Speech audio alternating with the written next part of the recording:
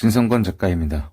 오늘은 직장에 다니면서 부업을 하면은 좋은 점 4가지에 대해서 이야기를 해보겠습니다. 이제 직장의 모든 걸 올인하는 시대는 지났습니다.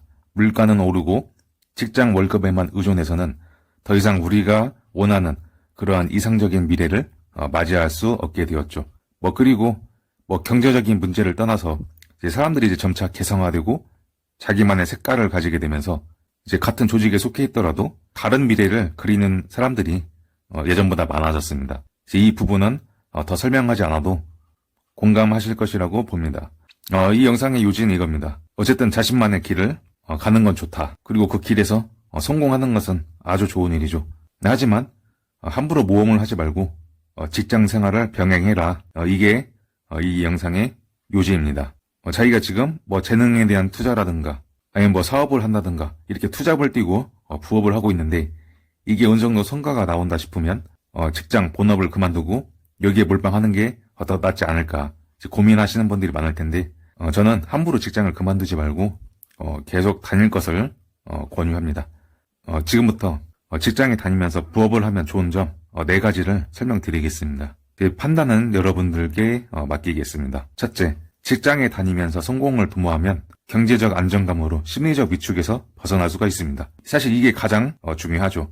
자기가 진행 중인 사업에 몰빵하겠다고 직장을 그만두다가 인생이 아주 잘못된 사람들이 많습니다. 여러분이 직장을 그만두고 부업에 몰빵한다고 한다면 전제 조건이 있습니다. 부업에서 나는 수익이 직장 월급의 최소한 2배 이상은 되어야 하고 그리고 대단히 지속성이 있어야 됩니다. 부업의 수익이 상당히 안정적으로 고착화되어야 한다는 거죠. 그만큼 시스템화 시켜야 된다는 겁니다. 지금 수익이 잘 난다고 해도 섣부르게 직장을 그만두면 안 됩니다. 유튜브로 좀 대박이 나서 직장 그만두다가 낭패 본 사람들도 많이 봤고 유튜브가 한번 잘 되었다고 해서 앞으로도 계속 잘 될 거라는 보장은 없겠죠. 이건 유튜브뿐만 아니라 다른 사업도 마찬가지고 재능 투자도 마찬가지입니다.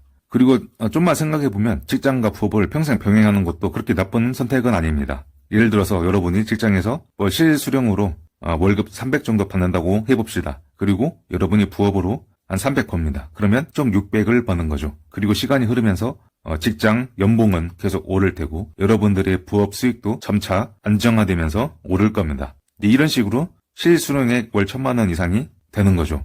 이런 식으로 직장과 부업을 평생 병행하는 것도 나쁜 선택지는 아니다 말씀드리고, 두 번째는 직장에는 부업의 기반을 다질 기회가 숨어있다. 직장생활과 부업을 별개의 문제로 생각하는 것은 별로 현명하지 못합니다. 직장 생활을 하면서도 부업의 기반을 다질 수 있는 기회들이 굉장히 많이 숨어있기 때문이죠. 저의 사례를 들겠습니다. 저는 작가이면서 은행에 다니고 있습니다. 얼핏 보면 전혀 관련이 없는 별개의 직업이죠. 하지만 은행 인트라넷에 전국 자유 게시판이 있기 때문에 전국에 있는 모든 직원들이 넘나들면서 쳐다보는 게시판이 있습니다. 여기에 글을 한번 올리면 기본 수천 명이 클릭을 해보죠. 제가 작가니까 여기에 사람들이 보기에 유익한 글, 재밌는 글, 지식과 정보를 이렇게 전달을 하면서 적절하게 저를 홍보하는 글을 같이 올립니다. 저의 네이버 프로필을 하단에 박는다든지 유튜브 채널이라든지 저서 목록을 올린다든지 이제 이런 식으로 자유 게시판에 유익한 글을 올리면서 어느 정도 팬층이 생겨났고 실제로 저의 책을 구매하는 사람들도 많이 있습니다. 이런 식으로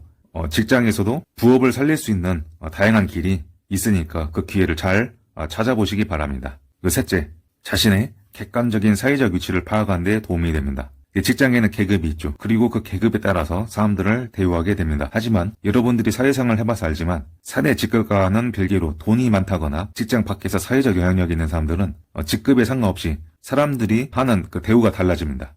어쩔 수가 없는 겁니다. 이 세상은 힘 있는 사람을 중심으로 돌아가기 때문이죠. 그래서 여러분들이 부업을 통해 돈을 번다든지 아니면 사회적 영향력이 향상된다든지 이제 이런 식으로 되면은 직장 내에서도 여러분들을 대하는 사람들의 태도가 달라질 겁니다. 이 조직이 여러분들을 어떻게 대하는지를 보면은 여러분들이 지금 얼마나 발전해 있고 내가 원하던 이상적 상태가 되기 위해서 파워를 얼마나 길러야 될지 이런 것들을 객관적으로 파악할 수 있는 기회가 되죠.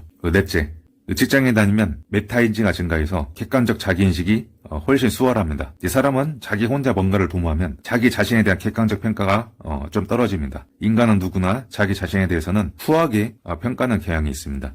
실제보다 자기를 높이 평가하다 보니까 낭패를 보는 경우가 있죠. 하지만 직장에서 여러 사람들과 어울리다 보면 자신의 강점과 약점을 비교적 객관적으로 파악할 수 있게 됩니다. 자신이 가지고 있는 문제점들이 사람들에게 노출되고 그것을 지적받고 이제 피드백을 받아야 이제 개선의 여지가 생기게 되는 거죠. 이런 것들이 없는 상태에서 혼자만의 세계에서 막 자기가 사업을 구상하고 하다 보면은 메타인지가 떨어져서 낭패를 보는 경우가 있죠. 이제 그런 것들을 방지할 수가 있는 겁니다. 오늘은 직장에 다니면서 성공을 도모하면 좋은 점 4가지를 알아보았는데 여러분들의 결정에 큰 도움이 되었길 바랍니다.